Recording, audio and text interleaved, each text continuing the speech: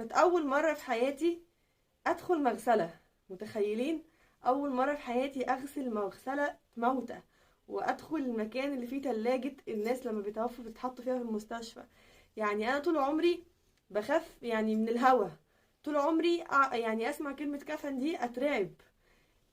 عمري في حياتي لا جدتي ولا اي حد من اقاربي دخلت مثلا يوم يعني ما ربنا توفاهم ومثلا قبلت راسهم ولا سلمت عليهم.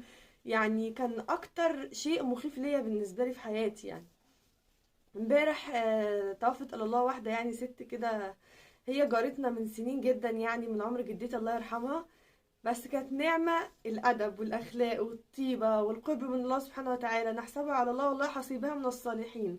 في أول الفيديو عايزاكم تدعوها، أنا اسمها خالته أم أحمد، ربنا يرحمها ويغفر لها يا رب. الست دي أنا مش عارفة ايه اللي بينها وبين ربنا، إن ربنا يجعلني أول مرة في حياتي أقبل ميت تكون هي، وأول مرة قلبي يطوعني وربنا يقدرني وأدخل مغسلة وأساعد مغسلة تكون هي اللي تكون متوفية.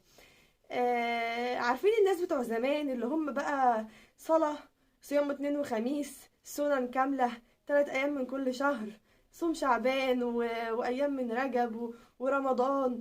أنا في يوم من الأيام كنت بصلي وانا قاعده التراويح على كرسي في الجامع، كنت تعبانه شويه. كانت هي من الناس اللي واقفين جنبي بيصلوا وهم واقفين، يعني كنت بستحي من نفسي ساعتها في عز ان هي اكبر مني.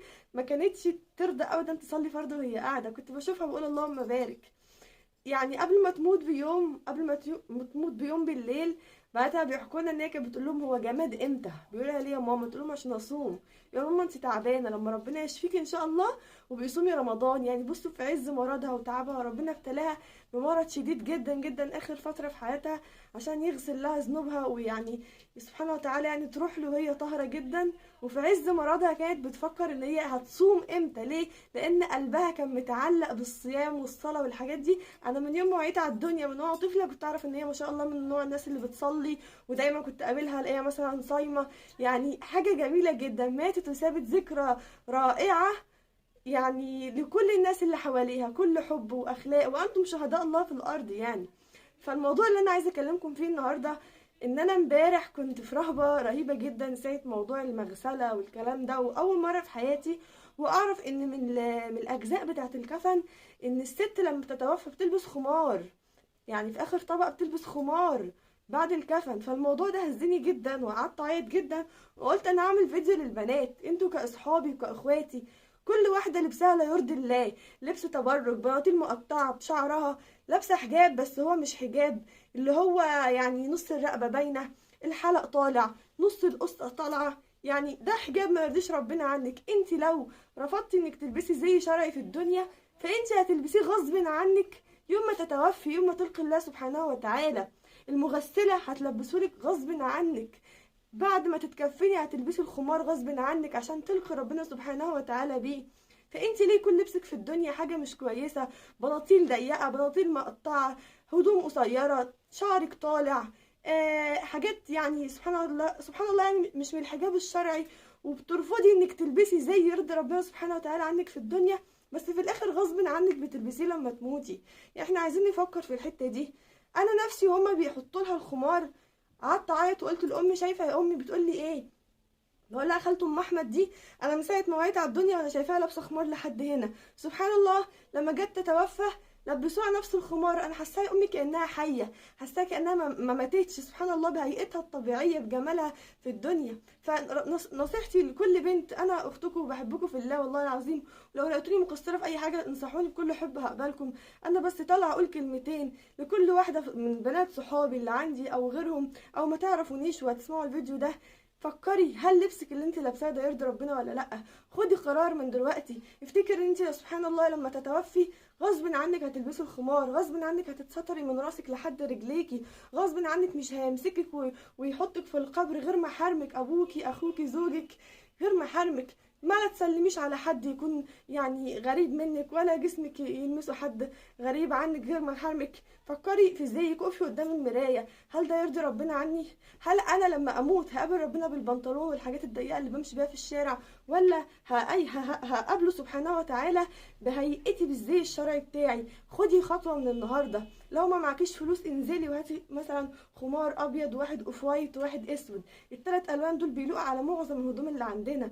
ابدأي حتى بجيبه واسعه وتيشيرت طويل، ابدأي بدرس بإدناء باي حاجه. قولي يا رب انا تركت اللبس اللي فات ده من اجلك، البسيه في بيتك قدام زوجك قدام امك اخواتك محارمك، لكن في الشارع يا رب انا مش هخلي اي حد يشوفني ولا اي حد يصف شكل جسمي يا رب ابدا لاجلك يا رب.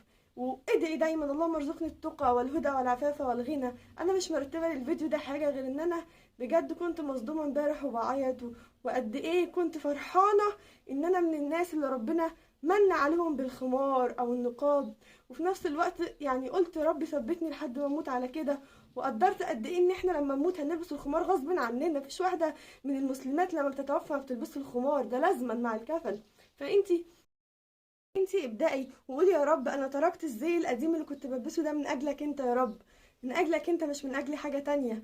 وافتكر ان احنا في الجنة هنلبس اللي احنا عايزينه، وافتكر ان احنا في الجنة هنكون يعني اجمل كتير يعني مما كنا في الدنيا، هنكون اجمل اصلا من الحور العين. فمهما انت لبستي زي شرعي ولبستي حاجة فضفاض وخرجتي بيها في الشارع، ده مش معناه ان انت معقدة ولا ان انت وحشة، لا احنا حلوين وكل حاجة، بس في بيوتنا لمحارمنا احنا سلعة غالية.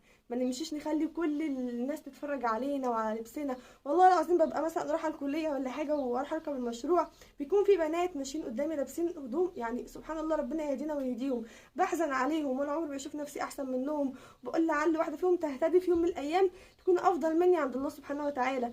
بس انا ببقى شايفه الشباب بيعكسوها. وبصيت مره قلت هبص كده على عين الراجل ده، لقيته باصص على جسم البنت كانه بيفصلها، اقسم بالله حته حته، واقف هو وصاحبه وباصين عليها حته حته لحد ما ركبت وصلت للمشروع، وبيعكسوها يعني كلام مش كويس. وغير كده عينيهم اللي كانت جسمها وهي ماشيه، ده انا ليه حد يبص على جسمي وياكلني بعينه كده ليه؟ ربنا حفظنا وربنا سبحانه وتعالى يعني ما امرناش بحاجه صعبه علينا ولا حاجه وحشه، بالعكس كل حاجه ربنا سبحانه وتعالى امرنا بيها خير لينا، عشان بيحبنا، عشان احنا غاليات، عشان احنا نستحق فعلا كده. ربنا يا رب يحفظكم بحفظه. انا مش مرتبه الفيديو، اسفه لو كان في اي لخبطه او توتر، بس انا يعني من كتر العياط تعبانه، وكنت هسجل الفيديو امبارح اول ما روحت بس ما قدرتش بصراحه. نصيحتي غيري لبسك، اقفي قدام المرايه، راجعي نفسك، هل ده ينفع اقف بيه امام الله يوم القيامه؟ هل الزي ده فعلا يرضي ربنا عني؟ خدي الخطوه، ما تقوليش مش قادره، افتكري الموت وافتكري انك هتلبسي زي شرعي غصب عنك وخمار لما تتوفي، فقولي انا هبدأ من دلوقتي عشان ابقى دنيا واخره. بحبكم في الله، والسلام عليكم ورحمة الله وبركاته.